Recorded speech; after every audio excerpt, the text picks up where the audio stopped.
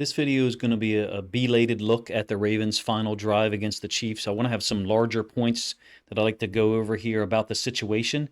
I've broke down probably 3 or 4 of the pass plays already in a video that I did, on Friday evening, Saturday morning.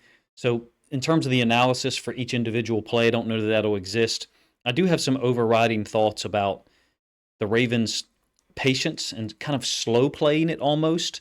The Ravens take over with 150 left, so inside of the 2-minute warning, I believe, and comparing that or tagging it along with the Chiefs' conservative approach on defense. And so as we get to the last 2 or 3 plays, which I've already broke down, and I'm sure at this point you guys have seen broke down ad nauseum by other people, I won't necessarily analyze the last 2 or 3 plays, more so try to make larger points about why I think each team, Todd Monken on offense and then Harbaugh as the head coach, and then Steve Spagnuolo on defense, Andy Reid as the head coach, why they were making the decisions they were in each situation.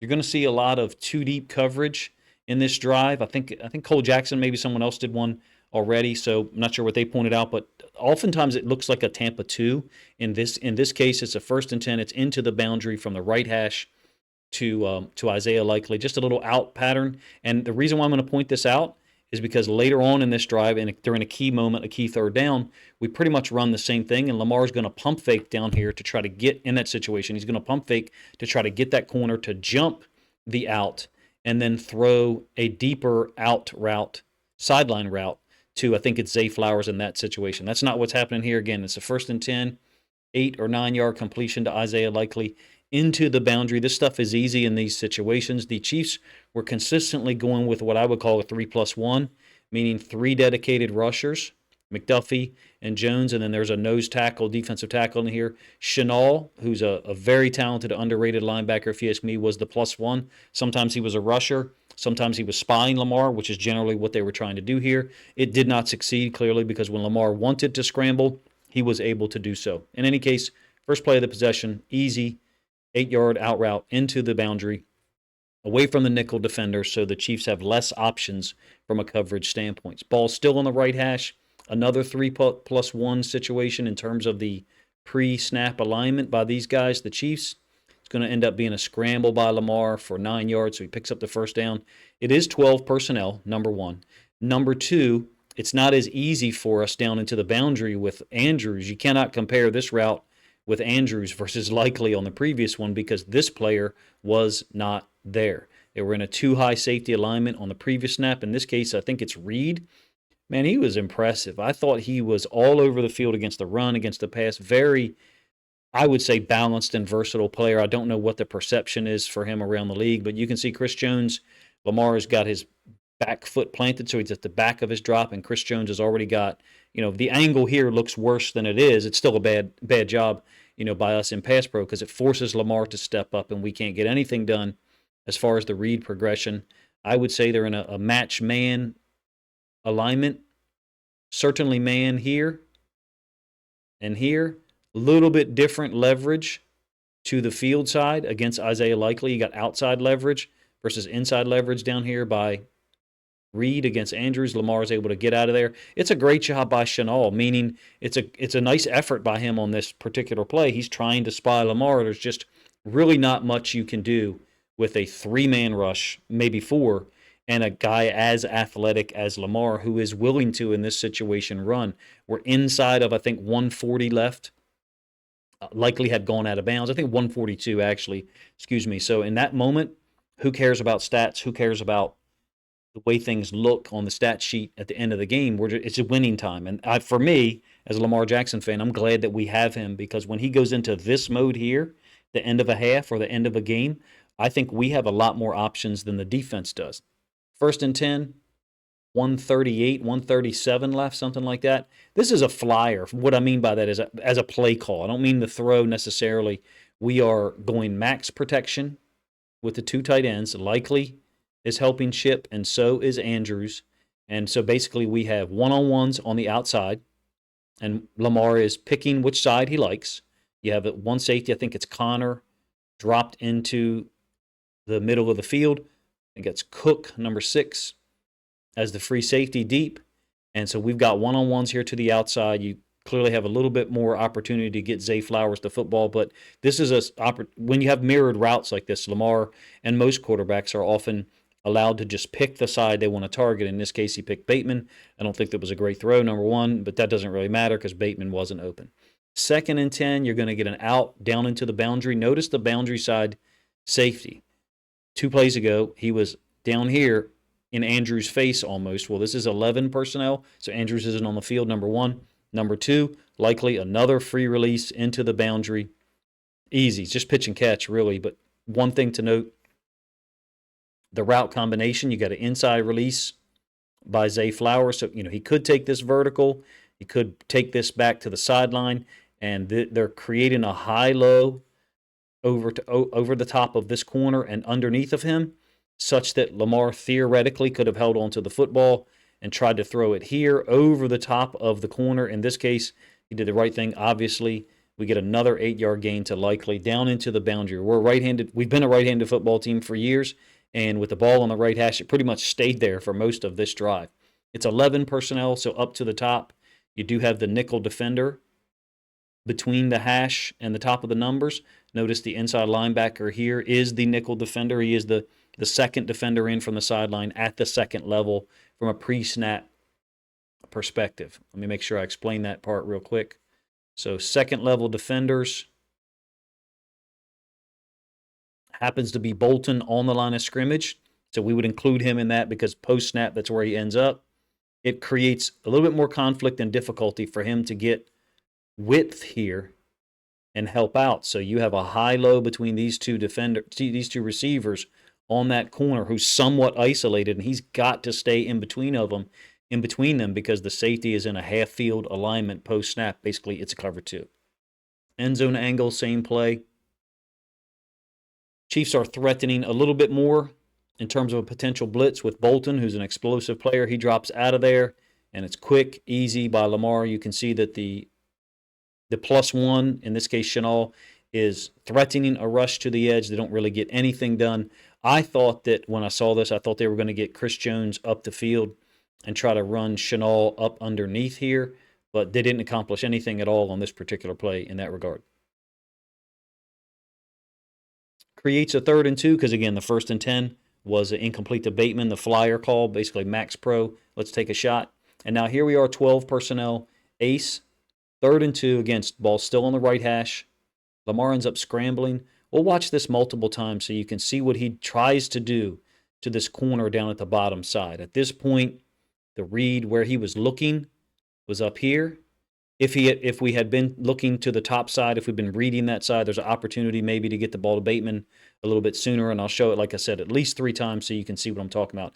As it stands, Lamar scrambles for 3 yards, gets the first down. He's going to pump fake slightly and try to get this corner to jump this little out route by likely. What he's doing is he's trying to get this corner to react downfield such that he could then hit Flowers over the top. Pretty much the same diagram I drew a couple of minutes ago. He just pump faked a little bit, very briefly. Now his eyes are back over here. So I suspect he's trying to get someone else to move to the top side of the field because he looked to this side initially. All right. You also have the opportunity, if you pump fake down here and get this corner to step downhill, to potentially get it back to Zay Flowers up here to the right sideline, our bottom side of the screen. So there's a lot going on, number one. Number two, if maybe we had moved back to the other side of the field, opportunity for Bateman in this space here, but it's got to be thrown such that the safety can't react to it horizontally, who's in the middle of the field, nor the safety come down. So it's got to be zipped in there, and it has to be in a particular place on the backside. You can see the lane potentially. Lamar, as it stands, thinks that there's a little bit of pressure from the right side, so he slides out to the left. Very rare that he scrambled to the left in this game from a horizontal standpoint, meaning they didn't flush him to his left. For us on the screen now, it would be to the top portion of the screen. There you can see the way the routes work out with likely kind of sits down, and then Flowers deeper out. Bateman bringing this back in. My suspicion is that we were trying to maybe come back to Bateman by pump faking over here to the bottom side and hopefully drawing this defender to that side a little bit to create more of a lane in between here. I don't know that I give you the end zone angle, but hopefully the way that I just drew those lines and explained it makes a little bit of sense. So very patient play calling by Todd Monken. I think we're slow playing it at this point, to be real. It's about 1:30 left, but we get a first down, and the Chiefs again go with a cover 2 post snap, but it certainly doesn't look like it right now. You got almost a mug look with inside linebacker safeties walked up, and then post snap, it ends up looking like a Tampa 2 in some ways, but this is a safety running out underneath of number 1, so it's a variation of it. Post snap, you can take a picture and you can look at it. It doesn't exactly tell you the coverage concept, but conceptually, you're still talking about a 2 high safety alignment post snap, and we've got pressure along the right side. Once again, Lamar's got to step up, get out of there. He flips it. I think it's a great play. Flips it to Justice Hill for 7 yards. It's not a great job in terms of actually giving Lamar a clean platform to throw on, but it's a great job by him of finding someone to get a positive play so we don't end up in 2nd and 13 or 2nd and 14 with the clock running and no timeouts. That's what I think makes this drive even more demanding, is that we had wasted 2 timeouts earlier on in the game. So we get 7 yards, creates a 2nd and 3. And this is a no cover zone play, if you ask me. It's going to be complete to likely. We do get the first down, and I think it stops the clock out of bounds because we're going forward. I don't know about you, but I personally hate the rule in the first place. I feel like if you run out of bounds, the clock should stop, just like it does at every level of football. But I understand rules change for whatever reason. So that's just my opinion, but I'm glad that Likely has the awareness to go forward. It's a no cover zone for me. Still a 3+1 by the Chiefs in terms of 3 dedicated rushers, and then a player who could be a rusher, hence the +1, could be a spy. And in this case, you have the same corner playing the same technique to our right, to the boundary. Monken is just basically feeding the boundary. It's a slick little sidearm throw. I understand there's people that it's an easy possession.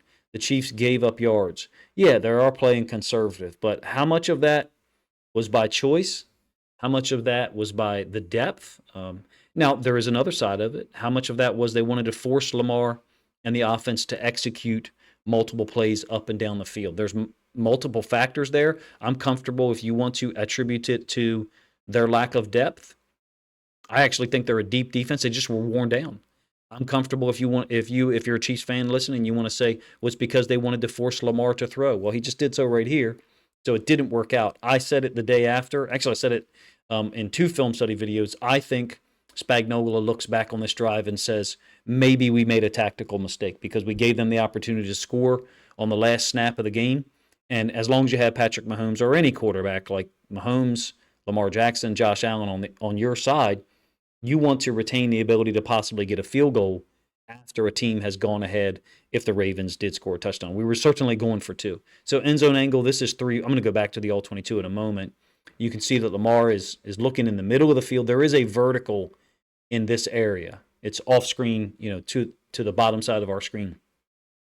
There is a vertical there, and that is all designed to hold the 2 safeties, and it's a beautiful catch by Rashad Bateman, number 1. Great throw by Lamar. Maybe it's a foot higher than he would like it if he could walk out there and place it with his hands.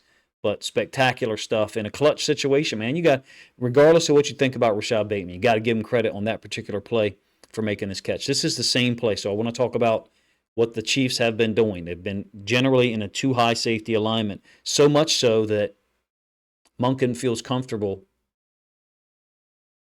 to go ahead and run 3 verticals. So both of these guys on the outside are bending their route out to get closer to the sideline. That's Flowers up at the top, and then Bateman on the bottom, who ends up catching the ball. And then Aguilar is just basically splitting these guys.